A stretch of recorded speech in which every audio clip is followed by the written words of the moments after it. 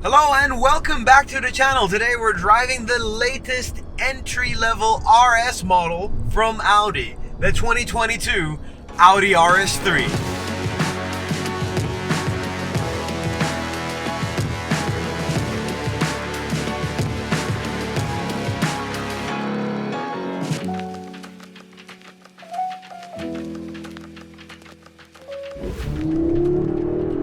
So underneath, we got a 2.5 liter turbocharged inline 5-cylinder engine developing 400 horsepower and 500 newton meters of torque. And if you'd like to know, it's 369 pound-feet. Nice. That's all connected to a 7-speed dual clutch transmission, which then sends all the power to every single wheel, all four of them. This is not a weird car with an extra wheel. Curiously though, this is a bit different as it's not a refresh, it's a brand new model. And what they've done this time is they've changed the diff so that it could split power between the rear wheels, which means that the car no longer suffers from that dreadful Audi understeer. It's no longer sensible. It is now really fun. I mean, the previous ones were really fun, but this one just kicks it up a notch. And on top of that, Audi have done the unthinkable. They put in a drift mode. Unfortunately, I don't have a track to show you how that works, but driving on these little twisty roads I like to take, you can really feel that the back is trying to push out ever so slightly. It almost feels like it's got rear wheel steering, but it actually doesn't, and it doesn't need it. It has a short wheelbase to begin with, and that diff just makes it a little bit shorter, so it does feel like a hot hatchback.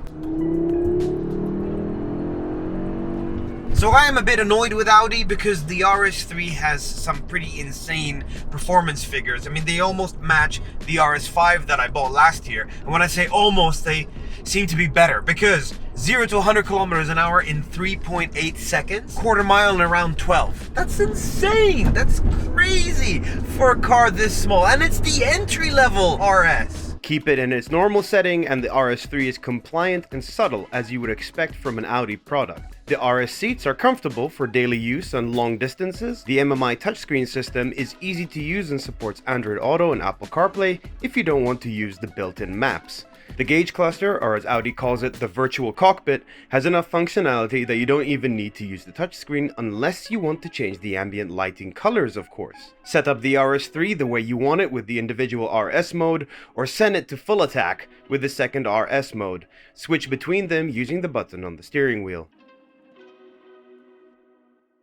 Take your hands off the steering wheel to put it into drift mode and enjoy being a hooligan before putting the suspension into comfort for the drive home. The interior does a good job of making it feel more sporty than the A3, but still retains its practicality. The Alcantara steering wheel, although very nice to touch, is starting to show signs of fatigue. The cup holders are absolutely useless and you'll have your smaller drinks flying around the car in no time. Using the volume controls feels like I am desperately trying to get a woman sexually aroused.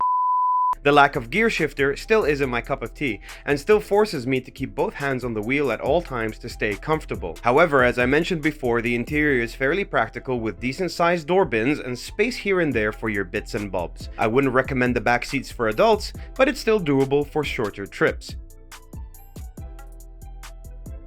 Finally, the boot is a letdown due to it being roughly 90 liters smaller than the standard A3 at 321 liters. But if you're buying a car to think about other people other than yourself, then why look at a sports car, right?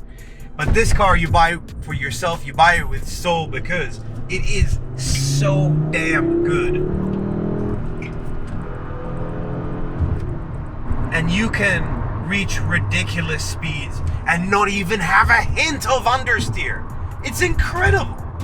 This is not an Audi.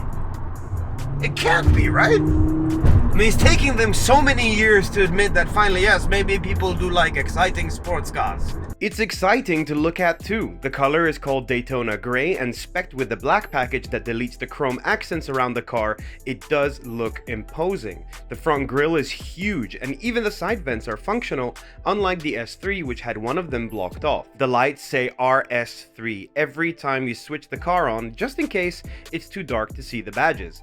On the side, the front fenders have their own wings and house 19-inch wheels, although I believe they could have fitted 20s, looking at how much space there is left. At the back, you have the typical RS tailpipes that look even bigger on the small RS3, and the signature fake honeycomb design too.